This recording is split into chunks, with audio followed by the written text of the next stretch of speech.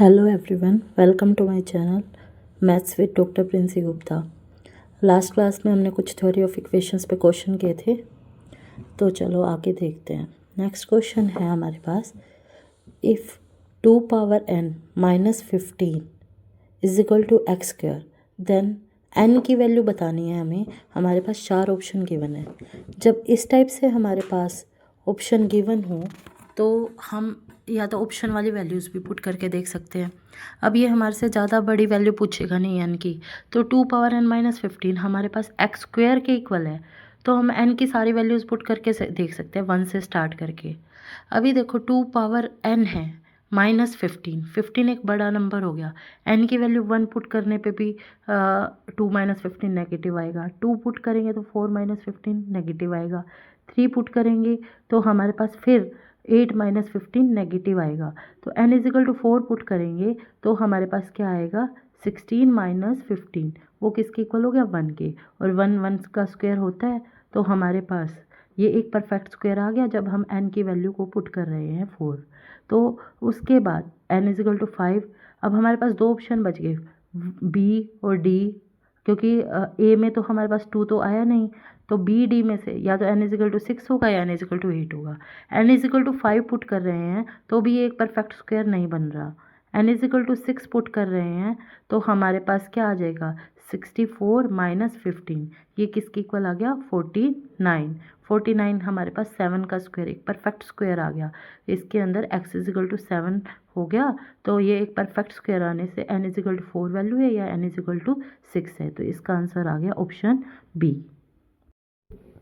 Next question, यहाँ पे हमें एफ एक्स दिया है, एक पोलिनोमियल है क्वाड्रेटिक, तो a x square plus 2bx plus 1 is equal to 0। A और बी दो पॉजिटिव रियल नंबर दिए हैं और दिया हुआ है कि बी स्क्वायर जो है वो लेस देन ए है। तो हमें ये बताना है कि एफ एक्स जो है हमारे पास पॉजिटिव होगा, नेगेटिव होगा, इक्वल टू 0 होगा।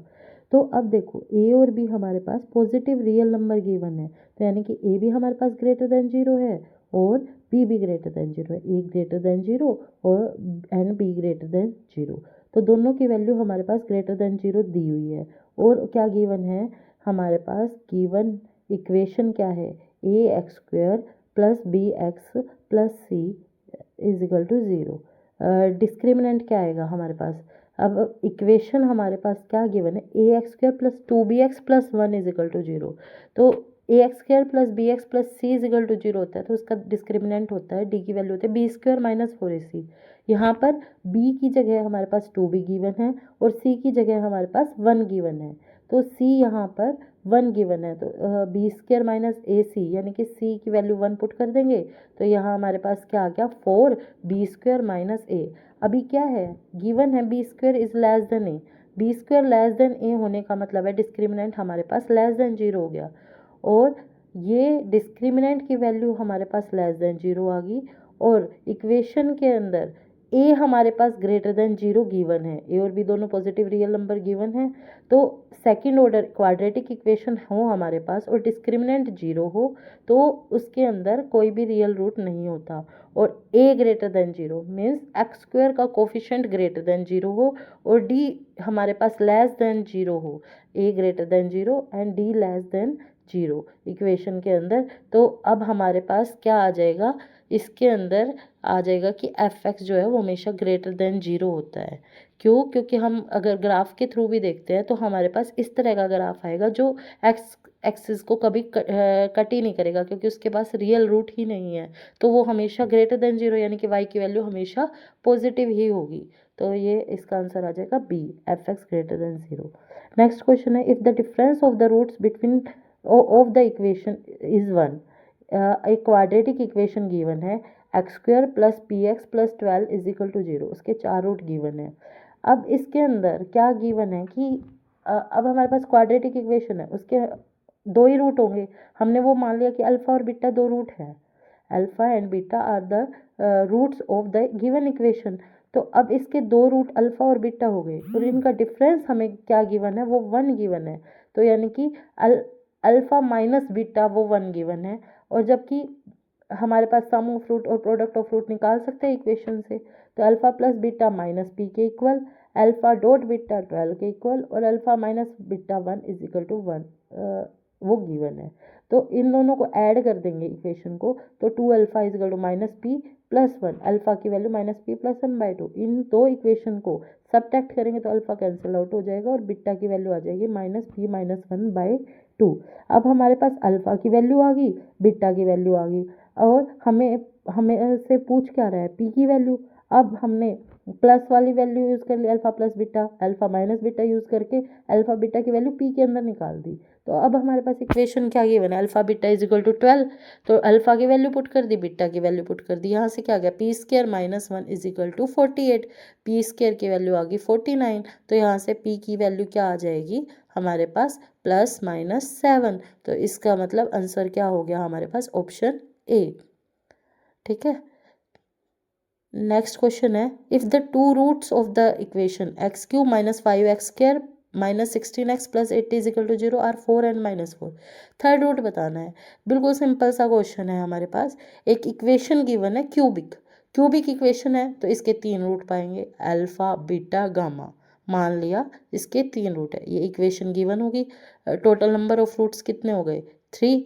वो क्या मान लिए हमने, अल्फा बीटा गामा। दो रूट हमें गिवन है 4 और -4, मान लिया 4 अल्फा है, बीटा -4 है, गामा हमें फाइंड आउट करना है क्योंकि थर्ड रूट की वैल्यू निकालनी है। बिल्कुल बेसिक सा क्वेश्चन है, सम ऑफ रूट निकालेंगे, वो किसके इक्वल आ जाएगा, 5 के। तो 4 - 4 प्लस गामा, वो किसके इक्वल आ गया, 5। गामा की वैल्यू आ गई 5। तो इसका आंसर क्या हो गया, ऑप्शन डी। ठीक है, उसके बाद हमारे पास नेक्स्ट क्वेश्चन है, if alpha and beta are the roots of the equation, then the equation whose roots are alpha power 7 and beta power 4। Alpha और बीटा इसके रूट्स गिवन है, तो इक्वेशन निकालनी है जिसके root alpha power 7 and beta power 4 हो।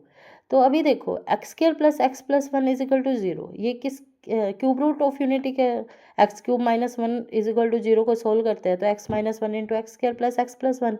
x³ - 1 में x - 1, x एक तो 1 होता है रूट, एक ओमेगा और ओमेगा स्क्वायर, इसके रूट फाइंड आउट करेंगे तो अल्फा बीटा क्या आ जाएंगे, ओमेगा एंड ओमेगा स्क्वायर, क्योंकि -1 + √3i/2 वो क्या होता है, ओमेगा, और -1 - √3i/2 क्या होता है, ओमेगा स्क्वायर। तो अल्फा की वैल्यू आ गई ओमेगा और बीटा की वैल्यू आ गई ओमेगा स्क्वायर। ठीक है, तो अब क्यूब रूट ऑफ यूनिटी के अंदर ये हमारे पास omega cube is equal to 1 होता है और 1 + ओमेगा स्क्वायर 0 होता है। ये आइडेंटिटी हमें हमेशा याद रखनी चाहिए। अब अल्फा पावर 7 क्या होएगा, अल्फा क्या है, ओमेगा पावर 7, तो इसको क्या लिख सकते हैं, ओमेगा क्यूब का स्क्वायर इंटू ओमेगा, वो किसके इक्वल आ गया, ओमेगा, क्योंकि ओमेगा क्यूब की वैल्यू 1 है, तो ये अल्फा के इक्वल आ गया। बीटा पावर 4, बीटा हमारे पास क्या है, बीटा हमारे पास है ओमेगा स्क्वायर, उसकी पावर 4 करेंगे तो हमारे पास क्या आ जाएगा, ओमेगा पावर 8। ओमेगा पावर 8 का मतलब क्या है, ओमेगा स्क्वायर, क्योंकि ओमेगा 6 तो 1 हो गया, और ओमेगा स्क्वायर क्या है, बीटा, और अल्फा और बीटा किस इक्वेशन के रूट, x² + x+1, और अल्फा पावर 7 और बीटा पावर 4 अल्फा बीटा के इक्वल आ गए, तो ये अल्फा पावर 7 और बीटा पावर 4 अल्फा बीटा के इक्वल आ गए, तो ये इसी के रूट हो गए, x² + x+1 is equal to 0, यानी कि हमारे पास ऑप्शन डी आ गया आंसर में। ठीक है, नेक्स्ट क्वेश्चन है, हार्मोनिक मीन फाइंड आउट करना है of the roots of the equation. 2 degree की इक्वेशन है, ax² + bx + c is equal to 0। ठीक है, तो हमने मान लिया इसके रूट का हार्मोनिक मीन निकालना है, तो हमने भी सबसे पहले मान लिया कि अल्फा और बीटा दो रूट हैं इस इक्वेशन के, ax² + bx + c is equal to 0। ठीक है, तो अल्फा प्लस बीटा क्या हो जाएगा, -b/a, और अल्फा डॉट बीटा क्या आ जाएगा, c/a। और हार्मोनिक मीन निकालते हैं दो रियल नंबर का, तो वो किसके इक्वल आता है, अब यहाँ पे किसका निकालना है, अल्फा बीटा का, तो 2 alpha beta divided by alpha plus beta. अब हमें अल्फा इंटू बीटा की वैल्यू गिवन है और अल्फा प्लस बीटा की वैल्यू पता है, तो इससे हमारे पास क्या आ जाएगा, -2c/b, option A. Thank you.